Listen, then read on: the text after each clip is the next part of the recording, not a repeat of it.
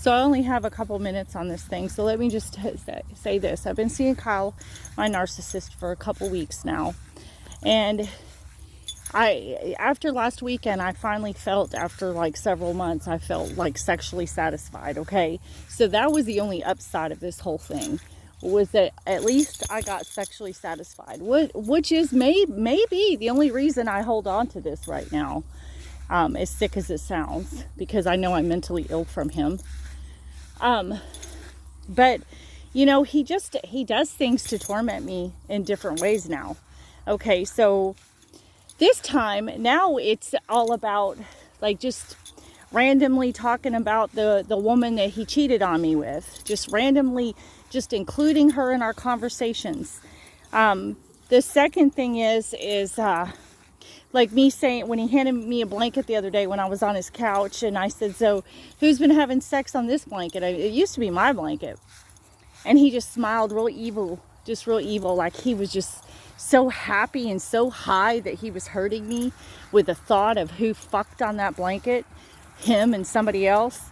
And then he's talking about how he might have a bag of dope at the house and meth. And I'm like, what the hell? When the hell did you start doing meth, Kyle? I mean, that's what I was asking him. Because I was like, you haven't done that. I don't do that shit. You haven't done that shit for years, or have you?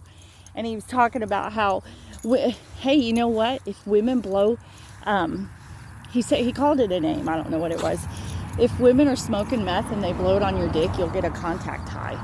And I was like seriously, in 5 years, I've never heard him say anything like that. All of a sudden, I'm like, dude, so you're telling me?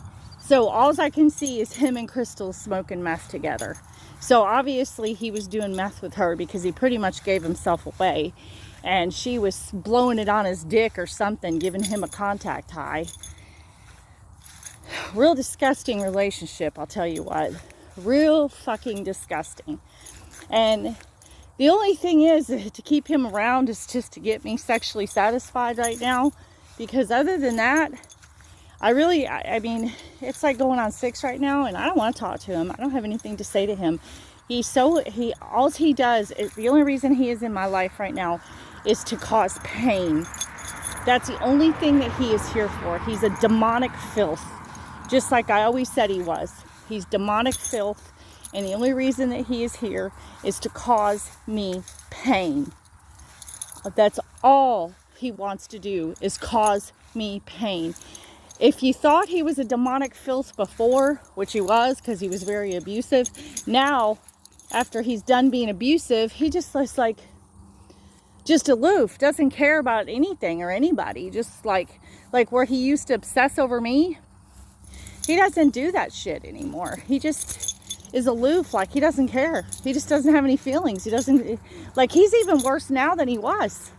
Like, it was bad before when he was so abusive, like screaming and tormenting me all the time. But he just torments me in different ways now. So, you know, he's still wearing partially his mask. But then again, he's not, because he's tormenting me in a different way. And it's being like, he's taken off his mask and he's not yelling at me. He's not tormenting me by screaming bloody murder in me.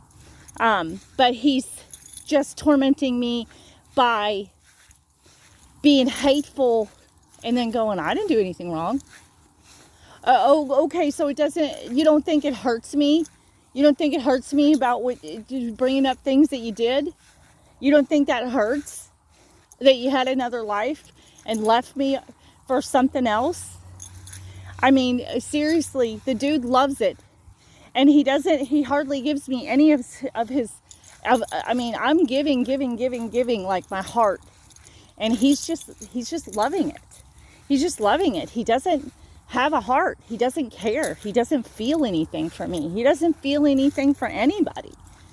And I'm just going to go to church tonight. I don't want to talk to him. I don't have anything to say to him. Like, seriously, I don't even have anything to say to him. And right now, I don't have any man I'm talking to or anything. I'm just so alone. I mean, At least I had, you know, here a few days ago, I had like, I had my fuck buddy, which I blew off for Kyle. And I had this other guy I was talking to, but for all I know, he was probably a murderer trying to get me out of his hotel room. And so now I don't have anybody. I don't have anybody. There's no potentials anybody's. And God just keeps telling me, you know what? But you have me. And I'm like, okay, God, I have you, and I'm glad I have you.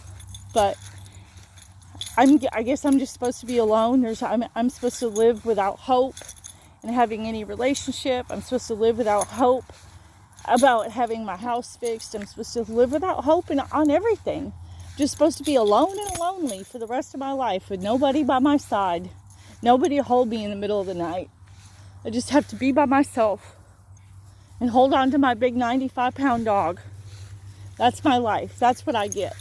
That's what I get.